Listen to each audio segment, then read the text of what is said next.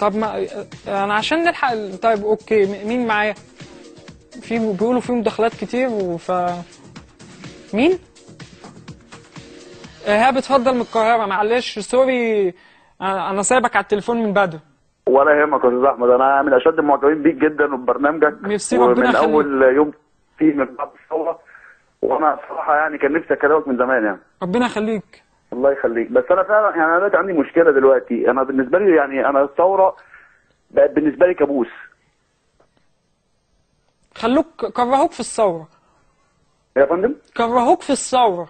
لا، هو مش هم اللي كرهوني، هو حضرتك اللي كرهتني في الثوره. يعني ان حضرتك يعني ان هم يسمحوا انه يطلعوا حضرتك على الهوا تقعد تقول الكلام اللي انت بتقوله ده. انا بصراحه كرهت الثوره وكرهت اليوم اللي يخلوا فيه انفلات لدرجه ان اي حد يطلع يتكلم عن الثوره ويطلع يتكلم على اي حاجه. طب مفيش مشكلة، بس انا اي كلام بطلع بقوله ما بتكلمش وخلاص.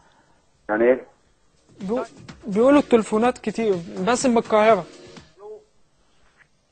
الو، اتفضل حضرتك على الهوا.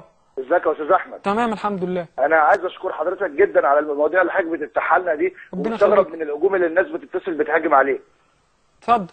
انا مستغرب. انا بس كنت عايز اشكر حضرتك ربنا يخليك. انت وعايز رايك في اللي بيحصل؟ لا، رايي طبعا متضايق طبعا جدا من الحاجات اللي الثوره بتطلعها دي. يعني انا كنت مع الثوره، بس بصراحه الاحداث دي طبعا ما ينفعش زي ما حضرتك بتقول. شاركت في الثورة زيك وشاركت ونزلت يوم 28 ويوم 25، بس خلاص. وبعدين اللي انا مستغرب منه يا استاذ احمد ان اللي بيتبول زي ما حضرتك بتقول على باب وزاره الداخليه، ما هو العسكري ده غلبان. العسكري ده مش فلوس اللي بنرمي عليه البول ده. مش عارف. وابرز سلبيات الثوره ان واحد زي حضرتك بيعمل برنامج ويطلع يتكلم على الهوا. طب فاهم قصدي؟ تمام. يعني انت ايه مؤهلاتك انك تطلع تتكلم؟ انا شايف ان انت مش فاهم في اي حاجه. انت شايف ان انا مش فاهم في اي حاجة؟ تطلع تتكلم ليه؟ طيب شكرا لحضرتك.